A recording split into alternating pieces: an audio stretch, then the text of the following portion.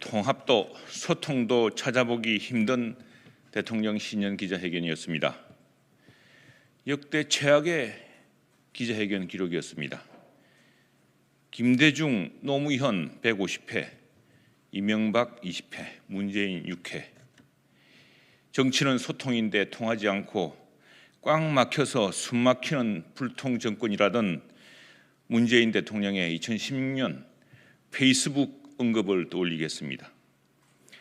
전임 박근혜 대통령과 비슷한 기자회견 횟수지만 박 전 대통령이 언론인 초청 간담회를 여러 차례 했던 것을 감안하면 그 수치보다 못합니다.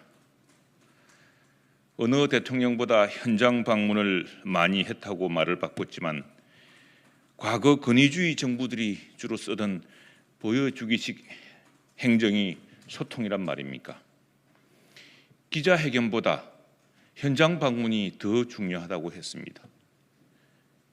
신년 기자회견은 대통령의 소통 의지뿐 아니라 통합 능력을 보여주는 자리였습니다. 전직 대통령 사면에 대해서는 국민들 공감대로 미뤘습니다. 사면은 대통령의 전권입니다. 대통령의 특권입니다. 대통령의 언전입니다.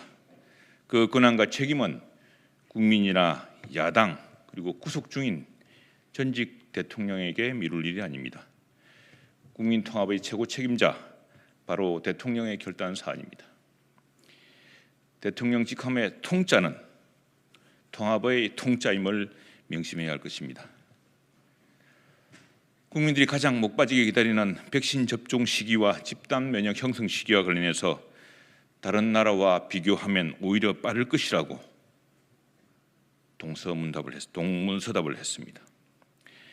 감사원 독립성, 검찰 중립성을 위해 일체 개입하지 않겠다는 대통령의 말을 곧이곧대로 믿을 국민이 몇 명이나 되겠습니까?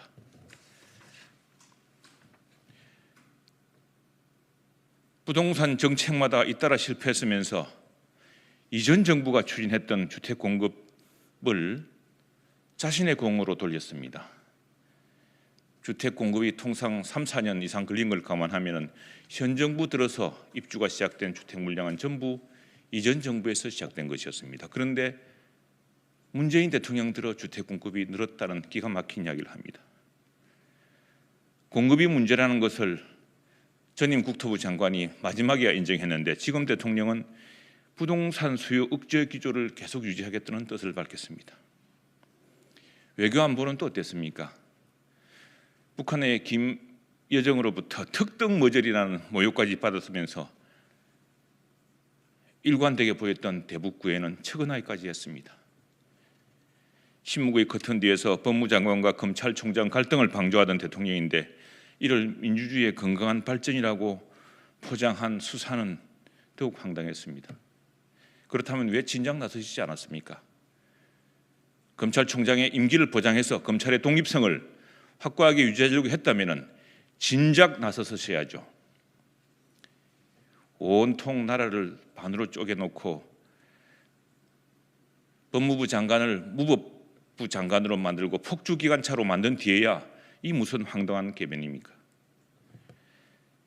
이제라도 대통령께서 정치적 수사로 소통이라고 말씀하시는 것이 아니라 정정한 국민 통합, 진정한 야당과의 소통에 나서야 합니다. 오늘 기자회견에서 가장 어이없었던 대목을 다시 되풀이하고 싶습니다. 역대 어느 대통령보다 현장 방문을 가장 많이 했다는 답변. 아마도 우리 국민들이 가장 허탈해하고 속으로 분노했을 대목일 것입니다. 우리가 문재인 대통령에 바라던 것은 역대 어느 대통령보다 가장 많이 기자회견을 해주던 대통령을 바랐습니다. 그게 바로 직전 대통령을 탄핵하고 비난하던 이유 아니었습니까? 불통 대통령. 진정한 국민 소통은 자기가 듣고 싶은 사람한테만 듣는 것이 아니라 또 시장 방문한 시장이 경기가 거지 같다고 한마디 했다고 온 지지자들이 모여서 그 힘겨운 시장 상인을 괴롭히는 것이 아니라 국민들의 날카로운 시각을 담은 여러 시각의 언론 매체들을 만나고 기자회견을 듣는 것이 가장 공정한 방법이었습니다. 또 있습니다. 국민의 42%의 득표를 얻었던 야당과의 소통도 중요했습니다. 그런데 야당 원내대표가 몇 차례나 먼저 만나자고 뜻을 전해도 청와대 참모의 문턱을 넘지 못했습니다.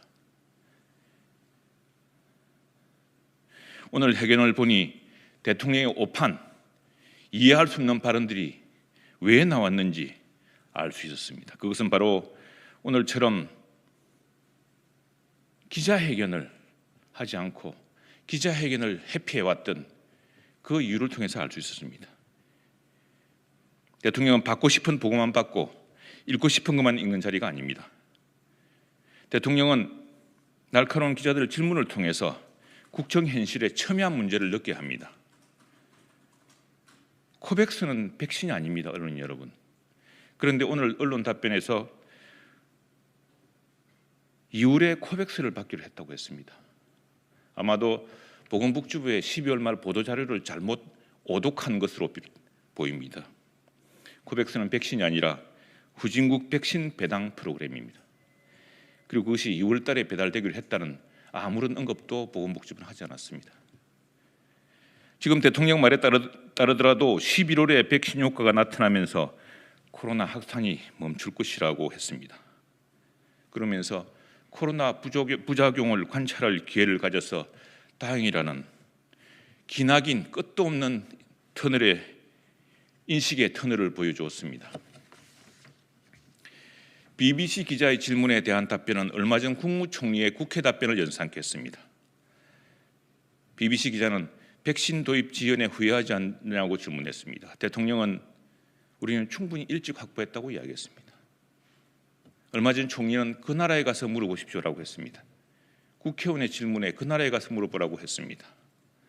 대통령이나 총리나 50보 100보입니다. 오늘 세계 경제 전망에 따르면 백신 효과에 따라 세계 각국의 경제 성장률이 좌우된다고 합니다. 우리는 세계 경제 성장 전망보다 크게 뒤질 전망인데 제대로 보고나 받고 있는지 모르겠습니다. 대통령은 여전히 우리 경제가 선방하고 있고 가장 낫다고 생각하고 있습니다. 오늘 경제 보고에 따른 경제 리포트에 따르면 2021년 코로나19 백신 효과가 낮다면은 2022년이 되어서야 경제 손실이 복구되고 세계 경제 성장률은